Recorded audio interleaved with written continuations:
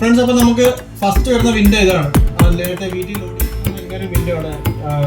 This my take several minutes. Don't turn of your PC. Friends, NH47 വ്ളോഗ്സിന്റെ പുതിയൊരു വീഡിയോയിലേക്ക് എല്ലാവർക്കും സ്വാഗതം. ഫ്രണ്ട്സ്, ലാസ്റ്റ് 2 വീഡിയോ നമ്മൾ ഈ കമ്പ്യൂട്ടറിനെ പറ്റി, അതായത് ഒരു PC എങ്ങനെ ബിൽഡ് ചെയ്യാനും അതുപോലെ തന്നെ അതിനകത്ത് എങ്ങനെ വെൻഡോയ് വെച്ചിട്ട് നമുക്ക് OS എങ്ങനെ മേക്ക് ചെയ്യാന്നുള്ള വീഡിയോ ആണ് കഴിഞ്ഞ 2 വട്ടമായിട്ട് നമ്മൾ ഇട്ടിരുന്നത്. അത് കാണാത്തവരുണ്ടെങ്കിൽ നിങ്ങൾക്ക് ഇതിൻ്റെ തന്നെ നമ്മുടെ ഹിസ്റ്ററിയിൽ അതിൻ്റെ വീഡിയോ കാണും, അത് നിങ്ങൾക്ക് പോയി കാണാവുന്നതാണ്.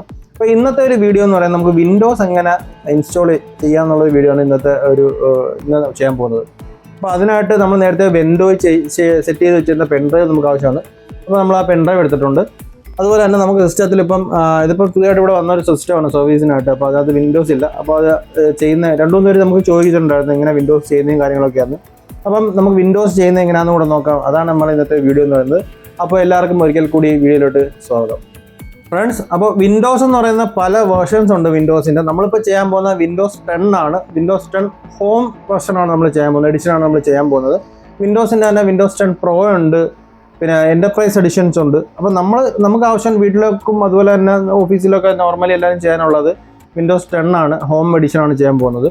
പിന്നെ എൻ്റെ പരിമിതമായ അറിവുകൾ, ഞാനിതിനകത്ത് പോലെ എക്സ്പോർട്ടോ കാര്യങ്ങളൊന്നുമല്ല, എനിക്കറിയാവുന്ന കാര്യങ്ങളാണ് ഞാൻ ഇതിലൂടെ ഷെയർ ചെയ്യുന്നത്. എന്തെങ്കിലും ഞാൻ പറയാത്ത നിങ്ങൾക്ക് അറിയാവുന്ന കാര്യങ്ങൾ നിങ്ങൾക്ക് കമൻ്റായിട്ട് അറിയാവുന്നതാണ്. അതുപോലെ തന്നെ പല മിസ്റ്റേക്കുകൾ ഉണ്ടെന്നുണ്ടെങ്കിൽ, ഞാൻ ചെയ്യുന്ന എന്തെങ്കിലും മിസ്റ്റേക്ക് ഉണ്ടെങ്കിൽ നിങ്ങൾക്ക് അത് കറക്റ്റ് ചെയ്യാവുന്നതാണ്, നമുക്ക് കമൻറ്റിലൂടെ നമുക്ക് അറിയിക്കാവുന്നതാണ്. അപ്പം നമുക്ക് ഇതെങ്ങനെയാണ് ചെയ്യുന്നത് നോക്കും. വളരെ സിമ്പിൾ സ്റ്റെപ്പിലൂടെ വിൻഡോസ് എങ്ങനെയാണ് ചെയ്യുന്നതെന്ന് നമുക്കൊന്ന് കണ്ടു. അപ്പം നേരെ നമുക്ക് സിസ്റ്റത്തിലോട്ട് വരാം. ഇതിപ്പോൾ സ്ക്രീൻ റെക്കോർഡ് ചെയ്യാൻ പറ്റത്തില്ല. ഞാൻ ഉപയോഗിക്കുന്ന ക്യാമറ വെച്ച് തന്നെയാണ് സ്ക്രീൻ നമുക്ക് വീഡിയോ റെക്കോർഡ് ചെയ്യുന്നത്. സ്ക്രീൻ റെക്കോർഡിങ് ഇതിനകത്ത് സാധ്യമാകത്തില്ല. അപ്പം നേരെ വിൻഡോയിലോട്ട് വരെ നമുക്ക് എങ്ങനെ ചെയ്യുന്നത് നോക്കാം. വാ.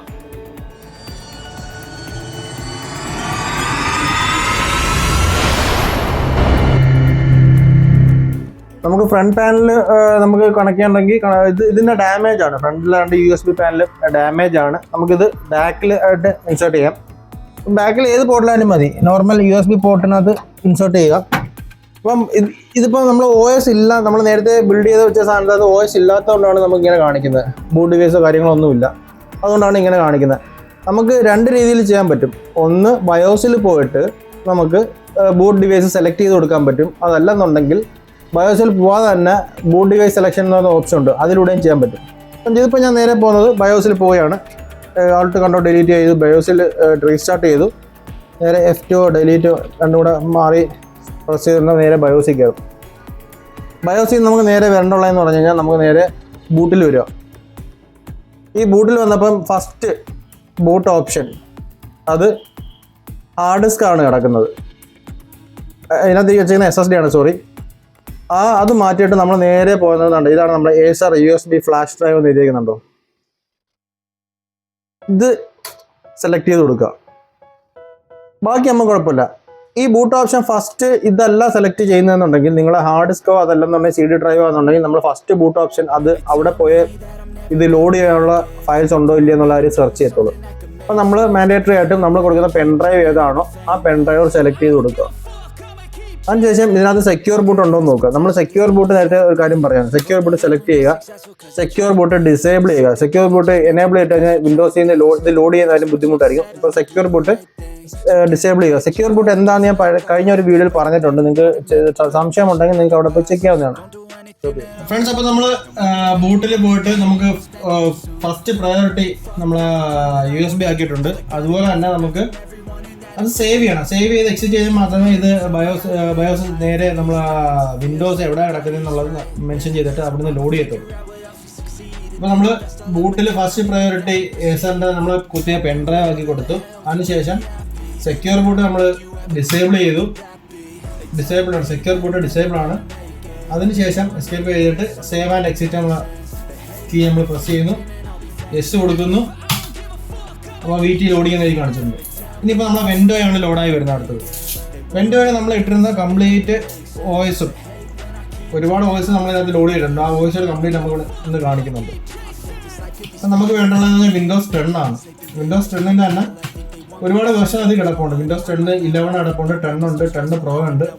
നമ്മൾ വിൻഡോസ് 10 ആണ് സെലക്ട് ചെയ്യുന്നത്. വിൻഡോസ് 10 2025 ISO ഫയലാണ് നമ്മൾ സെലക്ട് ചെയ്യുന്നത്. നമ്മൾ എൻ്റർ വയ്ക്കുന്നു.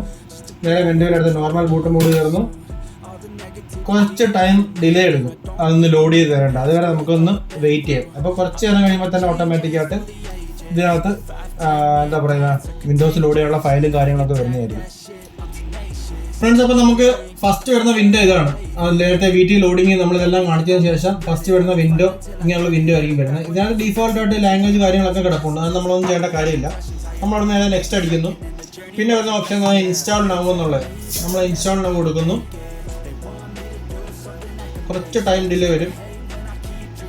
അതിനുശേഷം ഇവിടുത്തെ ഈ ഒരു ഓപ്ഷൻ എന്ന് പറയുന്നത് ഈ കീയുടെ ആണ്.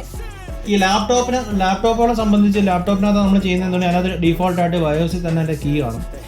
ഡെസ്ക്ടോപ്പിനൊക്കെ ആണെന്നുണ്ടെങ്കിൽ നമ്മൾ പർച്ചേസ് ചെയ്യേണ്ട ആവശ്യമുണ്ട്. ചില ബ്രാൻഡഡ് ഡെസ്ക്ടോപ്പിനകത്തൊക്കെ ആണെന്നുണ്ടെങ്കിൽ അതിനകത്ത് ബയോസിൽ തന്നെ അതിൻ്റെ കീ അവൈലബിൾ ആയിരിക്കും.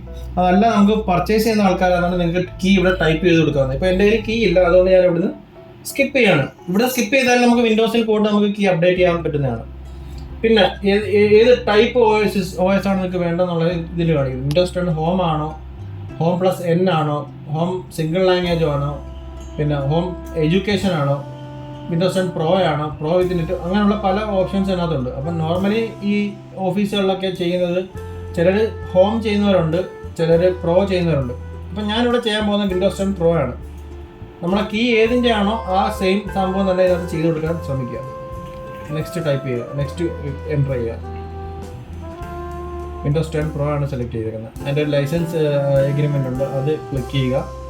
അടുത്ത നെക്സ്റ്റ് പോവുക. അപ്പം അപ്ഗ്രേഡ് 2 ഓപ്ഷൻ ഇവിടെ കാണിക്കും. അപ്ഗ്രേഡ് എന്ന് പറഞ്ഞാൽ നമുക്ക് ഓൾറെഡി വിൻഡോസ് ചെയ്തിട്ട് പഴയ വെർഷൻ ആണെന്നുണ്ടെങ്കിൽ അതിൻ്റെ വെർഷൻ അപ്ഗ്രേഡ് ചെയ്യാൻ വേണ്ടിയിട്ടാണ് നമുക്ക് ചെയ്യാൻ പറ്റുന്നത്. ഇതെന്ന് പറയുന്നത് താഴത്തെ അഡ്വാൻസ് കൊടുക്കുന്നതെന്ന് പറഞ്ഞാൽ നമുക്ക് ഇരിക്കുന്ന ഹാർഡ് ഡിസ്കിനെ വൈപ്പ് ചെയ്തിട്ട് ഒന്നും ചെയ്യാൻ വേണ്ടിയിട്ടാണ് നമുക്ക് രണ്ടാമത്തെ ഓപ്ഷൻ വരുന്നത്. അപ്പോൾ ഇതിനകത്ത് 2 ഫയൽ സിസ്റ്റം ക്രിയേറ്റ് ആയിരുന്നു. അതിനെ ഞാൻ ഇവിടുന്ന് ഫസ്റ്റ് ഡിലീറ്റ് ചെയ്യണം. അപ്പോൾ എനിക്കിപ്പോൾ ഡേറ്റയുടെ കാര്യമൊന്നുമില്ല, ഞാൻ 2 പാർട്ടീഷൻ ഡിലീറ്റ് ചെയ്ത് കളഞ്ഞു. ഡിലീറ്റ് ചെയ്ത് കളയുമ്പോൾ 512 SSD ആണ് വെച്ചത്. അത് കാണിക്കുന്നതിന് 476 GB ആണ് നമുക്കിവിടെ അവൈലബിൾ ആയിട്ടുള്ളത്.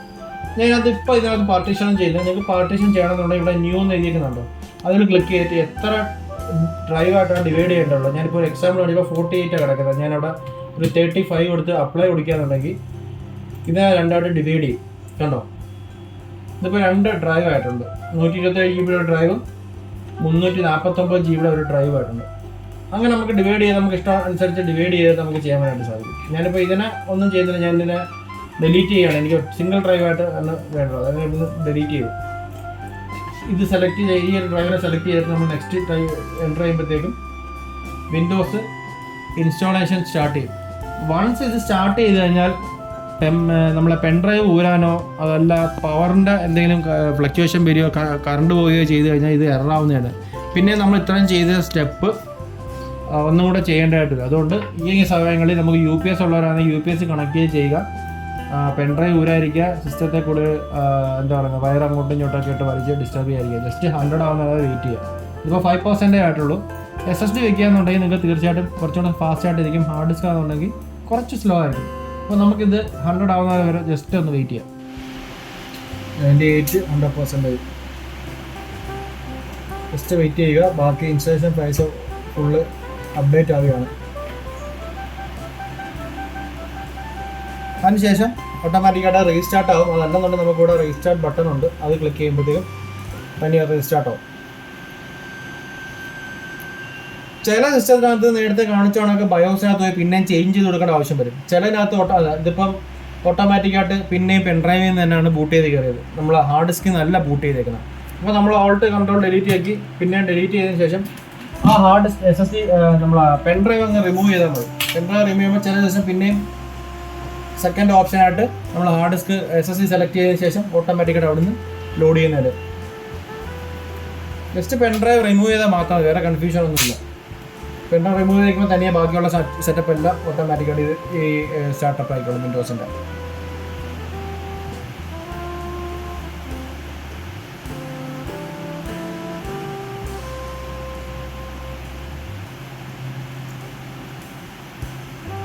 കുറച്ച് സമയമെടുക്കും അതൊന്ന് ലോഡായി വരാൻ. ഫസ്റ്റ് ഇനിഷ്യൽ സെറ്റപ്പും കാര്യങ്ങളൊക്കെ സിസ്റ്റത്തിൻ്റെ റാമും അതും ഇതും എല്ലാം ഒന്ന് റീഡ് ചെയ്തിട്ട് വരുന്നതാണ്. അപ്പോൾ അതിൻ്റേതായ കുറച്ച് ഡിലേ എടുക്കും.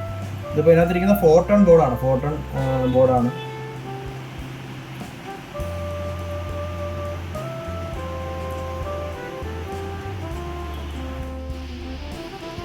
ഞാൻ ഫസ്റ്റ് സ്റ്റെപ്പ് ലോഡിങ് കഴിഞ്ഞ് രണ്ടാമത്തത് ഒന്ന് റീസ്റ്റാർട്ട് ആവുക സിസ്റ്റം. രണ്ടാമത് റീസ്റ്റാർട്ട് ആയിട്ടുണ്ട്. രണ്ടാമത് ലോഡിങ് കാണിക്കുന്നുണ്ട്. പിന്നെ കുറച്ച് ഇനിഷ്യൽ സ്റ്റെപ്പുകൾ കുറച്ചുണ്ട് നമ്മളിത് ചെയ്ത് കൊടുക്കാനായിട്ടുള്ള, കസ്റ്റമൈസ് ചെയ്ത് എടുക്കാനായിട്ടുള്ള സ്റ്റെപ്പുകൾ കുറച്ചുണ്ട്. അത് എന്തൊക്കെയാണെന്നുള്ളത് അതും കൂടെ കാണിച്ചു തരാം. 2 തൊട്ട് റീസ്റ്റാർട്ട് ആവും. ഓഫായി ഓണായി ഓഫായി ഓണായി ഇതിങ്ങനെ കണ്ടിന്യൂസ് ആയിട്ട് വന്നുകൊണ്ടിരിക്കും. അപ്പോൾ അതിന് പാനിക്കാവുന്ന കാര്യമൊന്നുമില്ല. തനിയെ ഈ ഒരു വിൻഡോ വരും. അതിനകത്തും ജസ്റ്റ് മൂവ്മെൻ്റ് എന്നുള്ള ഒരു വിൻഡോ കാണുന്നത്. ഈ ഒരു സമയത്ത് നിങ്ങൾ CPU-ൻ്റെ ആ ഒരു ഫാൻ്റെ സ്പീഡൊക്കെ കേൾക്കാൻ പറ്റുന്ന ഒരാളാണെന്നുണ്ടെങ്കിൽ നിങ്ങൾക്ക് അറിയാൻ പറ്റും. ഫാൻ്റെ സ്പീഡ് കൂടുന്നതായിട്ടും കുറയുന്നതായിട്ടൊക്കെ നമുക്കത് ഫീൽ ചെയ്യാൻ പറ്റും. അടുത്ത വന്നിരിക്കുന്ന റീജിയനാണ്. നമ്മളെ റീജിയൻ വന്നിരിക്കുന്ന ഇന്ത്യയാണ്. അത് കൊടുക്കുക.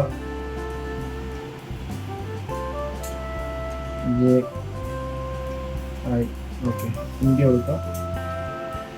നെക്സ്റ്റ്. ഇതിപ്പോൾ ഏത് കൊടുത്താലും നിങ്ങൾക്ക് കൺഫ്യൂഷൻ ആവുന്നില്ല. നമുക്കിത് ചേഞ്ച് ചെയ്യാവുന്ന ഓപ്ഷൻസ് ആണ് ഇതിൻ്റെ. അതിനകത്ത് കീബോർഡ് ലേഔട്ട് അത് ഇന്ത്യ കൊടുക്കുക, ഇംഗ്ലീഷ് ഇന്ത്യ കൊടുക്കുക.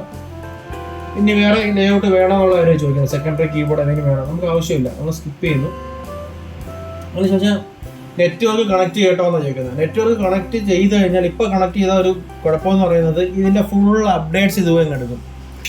പിന്നെ അത് കോൺഫിഗർ ചെയ്യാൻ ഏകദേശം ഇപ്പോൾ സമയം സർവീസിന് പോകുന്നവർ, അതല്ല വീട്ടിൽ നിന്ന് നിൽക്കുന്നവരാണെന്നുണ്ടെങ്കിൽ തീർച്ചയായിട്ടും അത് ചെയ്ത് തീർക്കാൻ എളുപ്പത്തിൽ അങ്ങനെ ചെയ്ത് തീർക്കുന്നവരാണെങ്കിൽ നെറ്റ് കണക്ട് ചെയ്യാതിരിക്കുന്നതായിരിക്കും നല്ലത്. വൈഫൈ ഉണ്ടായിരുന്നെങ്കിൽ വൈഫൈയുടെ ഓപ്ഷൻ ഇവിടെ കാണിക്കും. അപ്പം ഇത് ഫൈനലൈസ് ചെയ്യുന്നതിൻ്റെ ടൈം കുറച്ചും കൂടെ പോകും. ലേറ്റസ്റ്റ് വിൻഡോസിലോട്ടൊക്കെ അപ്ഡേറ്റ് ആയി അതിൻ്റെ വേർഷൻസും കാര്യങ്ങളൊക്കെ പിന്നെയും ലേറ്റസ്റ്റ് ആയിട്ട് ഉണ്ടോ ഇല്ലയോ എന്നുള്ള കാര്യമൊക്കെ ചെക്ക് ചെയ്തിട്ട് അത് എടുക്കത്തുള്ളൂ. അപ്പോൾ അതുകൊണ്ട് നമുക്ക് ഇവിടെ ജസ്റ്റ് ഇവിടെ സ്കിപ്പ് ചെയ്ത് പോകാം. ഐ ഡോണ്ട് ഹാവ് ഇൻ്റർനെറ്റ് എന്നുള്ള ഓപ്ഷൻ കൊടുത്തു. അതിനുശേഷം അതിൻ്റെ കുറേ ഔട്ട്ലുക്കിൻ്റെ കാര്യങ്ങൾ, ക്ലൗഡ് സെറ്റപ്പുകൾ കാര്യങ്ങളൊക്കെയാണ് വരുന്നത്. ഇൻ്റർനെറ്റോട് കണക്ട് ചെയ്തിട്ടുള്ള ഇതെല്ലാം സെറ്റപ്പ് ചെയ്യാൻ വേണ്ടിയിട്ടാണ് വരുന്നത്. അത് നമുക്ക് ഇവിടുന്ന് ഇപ്പം ഒന്നും ചെയ്യേണ്ട കാര്യമില്ല. നമ്മൾ കണ്ടിന്യൂ വിത്ത് ലിമിറ്റഡ് സെറ്റപ്പ് കൊടുക്കുക. അതിനുശേഷം ഒരു പേര്, സിസ്റ്റത്തിന് എന്തെങ്കിലും ഒരു പേര്. അപ്പോൾ ഞാനിവിടെ ജസ്റ്റ് അഡ്മിൻ എന്നുള്ള പേരാണ് കൊടുക്കുന്നത്. അഡ്മിൻ. നിങ്ങൾക്ക് കസ്റ്റം ചെയ്ത് പേര് എന്ത് വേണമെങ്കിലും പേരിടാവുന്നതാണ്. ആൾക്കാരുടെ പേരോ വണ്ടികളുടെ പേരോ എന്തൊക്കെ ഇടാം. പാസ്വേഡ് ആണെങ്കിൽ പാസ്വേഡ് കൊടുക്കാം. ഞാനിപ്പോൾ പാസ്വേഡൊന്നും കൊടുക്കുന്നില്ല. നെക്സ്റ്റ് അടിച്ച് പോവുകയാണ്. പിന്നെ പ്രൈവസി സെറ്റപ്പ് കാര്യങ്ങളൊക്കെ അതൊക്കെ എസ് കൊടുക്കുന്നു. കോൺട്രോൾ എന്നുള്ള ഒരു സംഭവം അത് എസ് കൊടുത്തു. പിന്നെ ഒരു എന്താ പറയുന്നത്, കുറച്ച് നേരം വെയിറ്റ് ചെയ്യേണ്ട ആവശ്യമായിട്ട് വരും. അത് വെയിറ്റ് ചെയ്യാനാണ് പറയുന്നത്. അടുത്ത വിൻഡോ എന്ന് പറയുന്നത് ഇങ്ങനൊരു വിൻഡോ ആണ്. This my take several minutes, don't turn of your PC എന്നുള്ള ഓപ്ഷൻ തന്നിട്ടിരിക്കും. അത് ജസ്റ്റ് വെയിറ്റ് ചെയ്താൽ മതി. അതും ഏകദേശം ഒരു ഫൈനലാവുന്നുണ്ട് തന്നെ നമുക്ക് അടുത്ത നെക്സ്റ്റ് വിൻഡോയിലോട്ട് പോകാൻ പറ്റുന്നതാണ്. അപ്പോൾ ഒരു 2 to 3 മിനിറ്റ്സ്, ഒരു 4 മിനിറ്റ്സ്, ലെസ് ദാൻ 4 മിനിറ്റ്സ് ഒക്കെ ആവത്തുള്ളൂ. അതും സിസ്റ്റത്തിന് ഡിപ്പെൻഡാണ്. സ്പീഡുള്ള സിസ്റ്റത്തിനൊക്കെ ഡിപ്പെൻഡ് ആയിരിക്കും. അടുത്ത ആരോ നമ്മളെ കർസറൊക്കെ വന്ന് തുടങ്ങി. നേരെ ഹോം സ്ക്രീനിൽ വന്നു വിൻഡോസിൻ്റെ. ഇതിൻ്റെ കാര്യങ്ങളൊന്നും ഞാൻ പിന്നെ പറയേണ്ട കാര്യമില്ലല്ലോ, എല്ലാവർക്കും അറിയാവുന്ന കാര്യങ്ങളാണ് എന്തൊക്കെയാണ് എവിടെയൊക്കെയാണെന്നുള്ളത്. ഇതിപ്പോൾ നമ്മൾ ബേസിക് ആയിട്ട് വിൻഡോസ് ഇതിനകത്ത് ഇപ്പം ഫുൾ ഇൻസ്റ്റലേഷൻ ആയിട്ടുണ്ട്, സക്സസ്ഫുള്ളി ആയിട്ട് ചെയ്തിട്ടുണ്ട്. പിന്നെ നമുക്ക് ഈ സൈഡിലായിട്ട് തന്നെ ഡേറ്റ് കാര്യങ്ങൾ, ഇൻ്റർനെറ്റ് വൈഫൈ ഉണ്ടെന്നുണ്ടെങ്കിൽ അതിൻ്റെ ഓപ്ഷൻസ്, സൗണ്ട്. ഈ സൈഡിൽ നമുക്ക് ഇതിൻ്റെ ആപ്ലിക്കേഷൻസും കാര്യങ്ങളൊക്കെ സെറ്റ് ചെയ്യും. അപ്പോൾ ഇത് വരുന്നതൊക്കെ അതിനകത്ത് ഡെസ്ക്ടോപ്പ് ഐക്കൺസ് ഒന്നും കാണത്തില്ല. നമ്മൾ നേരെ പേഴ്സണലൈസ് ചെയ്തിട്ട് നമുക്ക് ചെയ്യാൻ പറ്റത്തുള്ളൂ. തീംസിൽ പോയിട്ട് നമ്മൾ കൂടുതൽ സെലക്ട് ചെയ്ത് കൊടുക്കാവുന്നതാണ്. ഡെസ്ക്ടോപ്പ് ഐക്കൺസിൽ ഇവിടുന്ന് ക്ലിക്ക് ചെയ്യുമ്പോഴത്തേക്കും my computer, user files, Windows, network ഇത് കൊടുത്ത് അപ്ലൈ കൊടുത്ത് ഓക്കെ കൊടുക്കുമ്പോഴത്തേക്കും നമുക്കിവിടെ വന്നു കയറുന്നതാണ്. പോസ് ചെയ്തേ ഫ്രണ്ട്സ്. അപ്പോൾ ബേസിക് ആയിട്ട് നമ്മൾ വിൻഡോസ് ഇൻസ്റ്റലേഷൻ കഴിഞ്ഞിട്ട് ഇനി ഇതിനകത്ത് ഡ്രൈവേഴ്സ് ഇൻസ്റ്റലേഷൻ്റെ ആവശ്യമുണ്ട്. അപ്പം ഇതിൻ്റെ പ്രോപ്പറായിട്ട് ഇതിൻ്റെ നെറ്റ്വർക്ക് കാർഡുള്ളതായതുകൊണ്ട് അത് എടുക്കത്തില്ല, ഇതിൻ്റെ ഗ്രാഫിക്സ് എടുക്കത്തില്ല, ഇതിൻ്റെ മറ്റ് പല ഫങ്ഷൻസും കാർഡുകളൊക്കെ ഉള്ള ലാപ്പോ അല്ലെന്നുണ്ടെങ്കിൽ ഡെസ്ക്ടോപ്പോ ആണെന്നുണ്ടെങ്കിൽ അത് ജസ്റ്റ് വിൻഡോസ് മാത്രമേ എടുത്തിട്ടുള്ളൂ. പക്ഷേ വിൻഡോസ് ചെയ്തതുകൊണ്ട് മാത്രമല്ല, അതിൻ്റെ കൂടെ അതിൻ്റെ ഡ്രൈവേഴ്സും കൂടെ ഇൻസ്റ്റാളേഷൻ ചെയ്യേണ്ട ആവശ്യമുണ്ട്. പിന്നെ വേറൊരു കാര്യം പറയാം, പല ബ്രാൻഡിനും പല രീതിയിലാണ് ഇതിൻ്റെ ഒരു നെറ്റ്വർക്കിൻ്റെ അല്ലെങ്കിൽ ഡ്രൈവേഴ്സിൻ്റെ കാര്യങ്ങളൊക്കെ വരുന്നത്. അപ്പോൾ നമുക്ക് കോമൺലി ഉള്ള സംഭവങ്ങൾ എന്താ വെച്ച് കഴിഞ്ഞാൽ നമുക്ക് കുറച്ചൊക്കെ എന്ന് പറഞ്ഞാൽ നമുക്ക് ഇതിൻ്റെ വിൻഡോസ് അപ്ഡേറ്റ്സിൻ്റെ കൂടെ ലഭിക്കുന്നതാണ്. അത് വിൻഡോസ് അപ്ഡേറ്റ്സ് എങ്ങനെയാണ് ചെയ്യേണ്ടതെന്ന് കാണിച്ചു തരാം. അപ്പോൾ എന്തൊക്കെ ഡ്രൈവർ ഇതിനകത്ത് ഡീഫോൾട്ടായിട്ട് ഉള്ളതെന്നുള്ളത് കാണിച്ചു തരാം. ഡിസ്പ്ലേ ഡ്രൈവർ, ഇത് മൈക്രോസോഫ്റ്റ് ബേസിക് ഡിസ്പ്ലേ അഡാപ്റ്റർ, ഇതെല്ലാം ഇവിടെ വരണ്ടുള്ള. ഈ കിടക്കുന്ന യെല്ലോ കളറിൽ കാണിച്ചിരിക്കുന്ന ഒന്നും നമ്മുടെ ഡ്രൈവർ കിട്ടാത്ത സാധനങ്ങളാണ്. അപ്പം ഇത്രയും ഐറ്റംസ് ഇതിനകത്ത് കിട്ടാനുണ്ട്. അതുപോലെ തന്നെ നമുക്ക് ഗ്രാഫിക്സ് കാർഡോ കാര്യങ്ങളൊക്കെ ഉള്ളതിന് അതിന് ഡ്രൈവേഴ്സ് ചെയ്ത് കൊടുക്കുന്നുണ്ട്. അപ്പോൾ നമുക്കിതിനകത്ത് വൈഫൈ കാർഡില്ല, എതർനെറ്റ് പോർട്ടാണ്. അത് കണക്ട് ചെയ്തിട്ട് ഇതിൻ്റെ ഡ്രൈവേഴ്സ് എങ്ങനെ അപ്ഡേറ്റ് ചെയ്യുന്നതെന്ന് കൂടെ നമുക്ക് നോക്കാം. അപ്പോൾ അതിനായിട്ട് നേരെ നമ്മൾ എതർനെറ്റ് പോർട്ട് ഞാനതിന് കണക്ട് ചെയ്യാം. ഇതിൻ്റെ ബാക്കിലായിട്ട് നമ്മൾ എതർനെറ്റ് പോർട്ട് കണക്ട് ചെയ്യാം.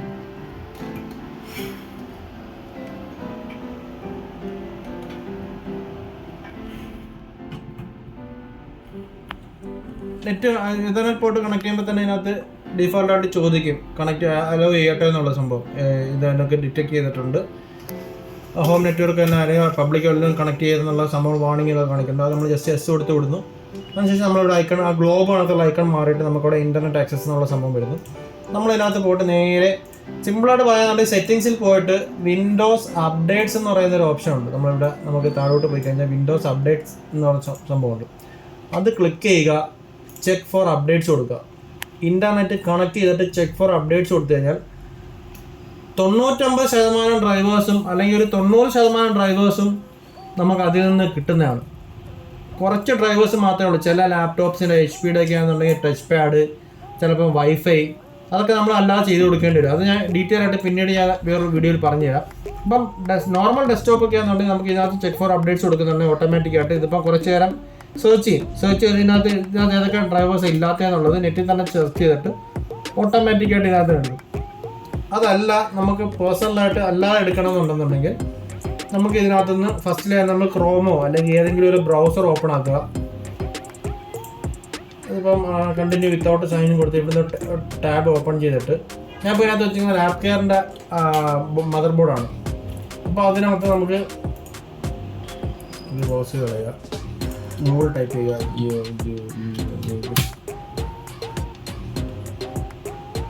ഇത് നമുക്ക് ലാപ് കെയർ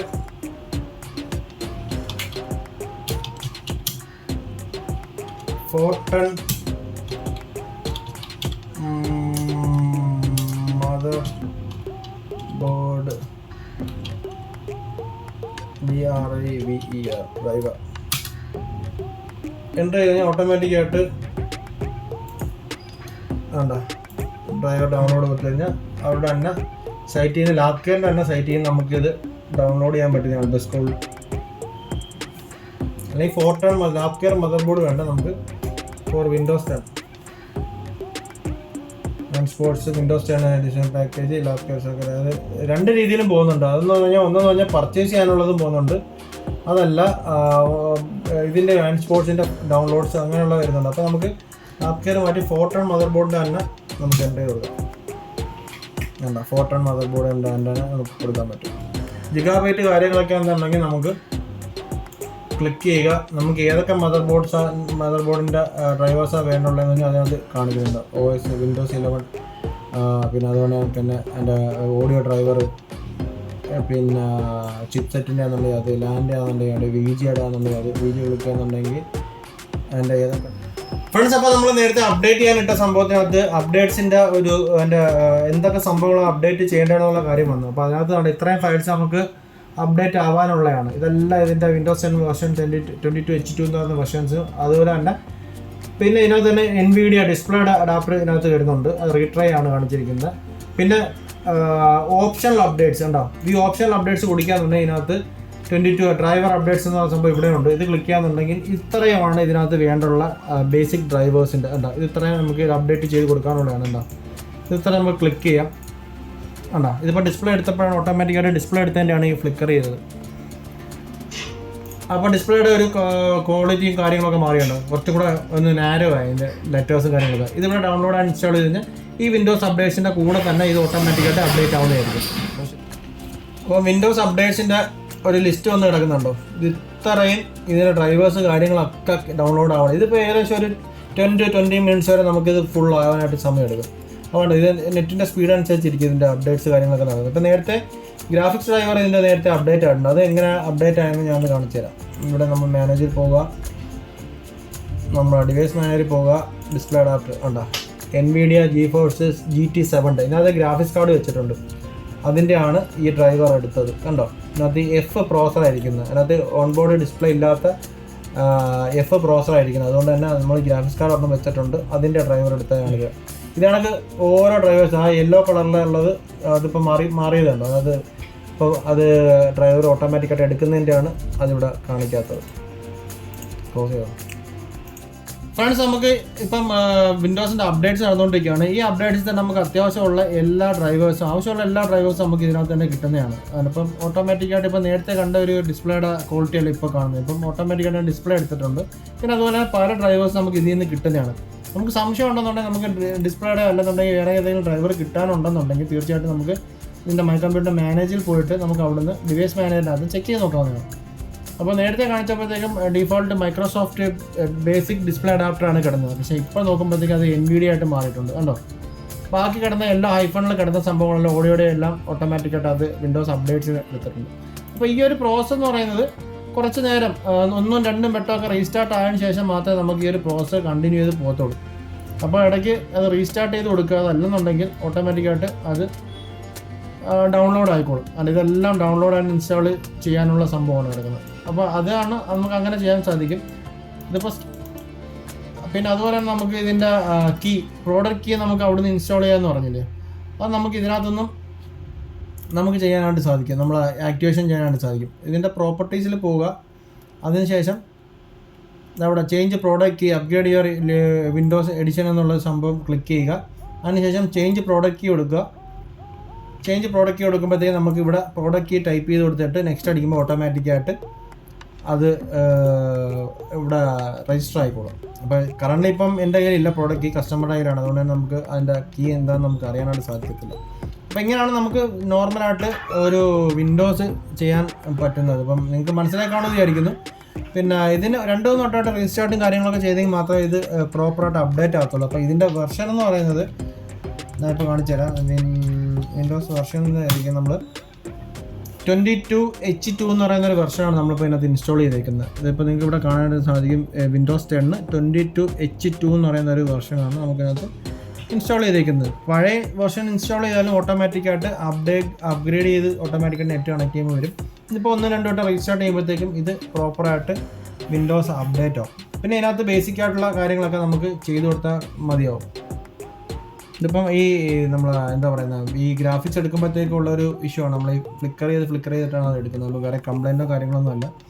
അപ്പോൾ ഇതാണ് നമ്മളെ വിൻഡോസ് ഇൻസ്റ്റലേഷൻ എന്ന് പറയുന്നത്. ഫ്രണ്ട്സ്, അപ്പോൾ നമ്മൾ വിൻഡോസ് ഇൻസ്റ്റാൾ ചെയ്യുന്നത് എങ്ങനെയാണ് നമ്മൾ കണ്ടിരുന്നത്. അപ്പോൾ നിങ്ങൾക്ക് എന്തെങ്കിലും ഡൗട്ടോ കാര്യങ്ങളോ ഉണ്ടെങ്കിൽ കമൻറ്റ് ചെയ്യാവുന്നതാണ്. നമുക്ക് അറിയാവുന്ന രീതിയിലൊക്കെ നമ്മൾ റിപ്ലൈ ചെയ്യുന്നതായിരിക്കും. അപ്പം ഇങ്ങനെയാണ് നമ്മൾ വിൻഡോസ് ഇൻസ്റ്റാൾ ചെയ്യുന്നത്. അപ്പം ഇത് വളരെ സിമ്പിളായിട്ട് ഒരുപാട് ടെക്നിക്കൽ ടേംസോ കാര്യങ്ങളോ ഒന്നും പറഞ്ഞ് നിങ്ങളെ കൺഫ്യൂസ് ചെയ്യാതെയാണ് ഞാനൊരു വീഡിയോ എടുത്തേക്കുന്നത്. ഇതിൽ ഒരുപാട് അറിയാവുന്ന ആൾക്കാർ കാണും. അപ്പം ഇത് അറിഞ്ഞൂടാത്തവർക്ക് വേണ്ടി ചെയ്യുന്ന ഒരു വീഡിയോ ആണ്. അപ്പോൾ വീഡിയോ നിങ്ങൾക്ക് ഇഷ്ടപ്പെട്ടാണെന്ന് ഇഷ്ടപ്പെടാൻ തീർച്ചയായിട്ടും ലൈക്ക് ചെയ്യുക, സപ്പോർട്ട് ചെയ്യുക, സബ്സ്ക്രൈബ് ചെയ്യുക. അപ്പോൾ നമ്മുടെ ചാനലിൽ ഒരുപാട് സബ്സ്ക്രൈബേഴ്സിൻ്റെ എണ്ണം വളരെ കുറവാണ്. അപ്പം നിങ്ങളൊക്കെ ഒന്ന് സപ്പോർട്ട് ചെയ്തതിന് മാത്രമേ നമുക്ക് വീണ്ടും പുതിയ വീഡിയോ ഇടാനുള്ള ഒരു എന്താ പറയുന്നത് ബാക്ക് സപ്പോർട്ട് കിട്ടത്തുള്ളൂ. അപ്പോൾ വീഡിയോ നിങ്ങൾക്ക് ഇഷ്ടപ്പെട്ടെന്ന് കാണുമായിരിക്കുന്നു. അപ്പോൾ അടുത്ത വീഡിയോ ആയിട്ട് വീണ്ടും കാണാം. അതുവരെ എല്ലാവർക്കും ബൈ.